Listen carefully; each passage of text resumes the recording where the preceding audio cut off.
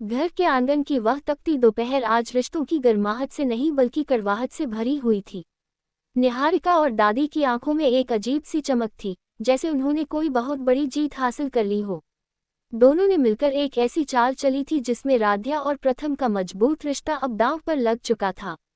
आंगन के बीचों बीच मिट्टी पर एक गहरी सफेद लकीर खींच दी गई थी।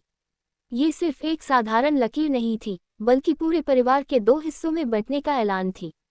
दादी ने अपनी छड़ी जोर से जमीन पर पटकी और सख्त आवाज में बोली, आज फैसला होकर ही रहेगा। अब ना चाहते हुए भी प्रथम को हमारी तरफ आना ही पड़ेगा। खून का रिश्ता कभी मिट्टी के मोल नहीं बिकता। आंगन में घर के सभी सदस्य खामोश खड़े थे, लेकिन उनकी खामोशी में भी एक अजीब सा दबाव था। लकीर के दूसरी तरफ राध्या अकेली खड़ी थी। उसकी आंखों में आंसू थे और दिल में एक आखिरी उम्मीद कि शायद प्रथम उसका हाथ नहीं छोड़ेगा।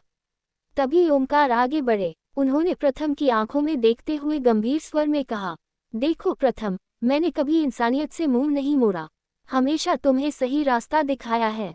अगर तुम चाहो तो अभी भी वक्त है। इस लकीर के इस पार आ जाओ। अपना घर और अपना परिवार मत छोड़ो।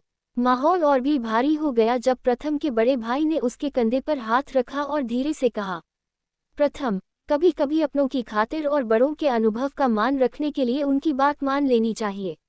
जिद में आकर पूरा जीवन बर्बाद नहीं किया जाता। प्रथम के मन में भयंकर द्वंद्व चल रहा था। एक तरफ उसका प्यार था और दूसरी तरफ वह परिवार जिसने उसे पाल पोस कर बड़ा किया था। समाज और परिवार के इस भारी दबाव के बीच उसके कदम डगमगा गए। उसने एक आखिरी बार राध्या की तरफ देखा। राध्या की आंखें उसी पर टिकी थीं, जैसे वह बिना कुछ कहे उससे सिर्फ एक वादा मांग रही हो। लेकिन अपनों के भावनात्मक दबाव के सामने प्रथम टूट गया। उसने धीरे से राध्या का हाथ छोड़ दिया और भारी कदमों से उस लकीर को पार कर अपने परिवार की तरफ चला गया।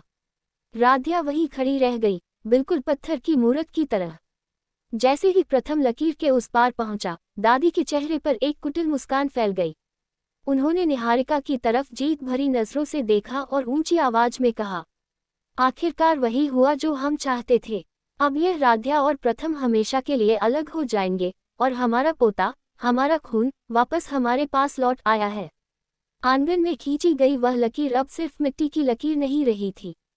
वह एक गहरी खाई बन चुकी थी, जिसने सिर्फ दो इंसानों को नहीं, बल्कि उनके भरोसे और रिश्ते को भी हमेशा के लिए बांट दिया था।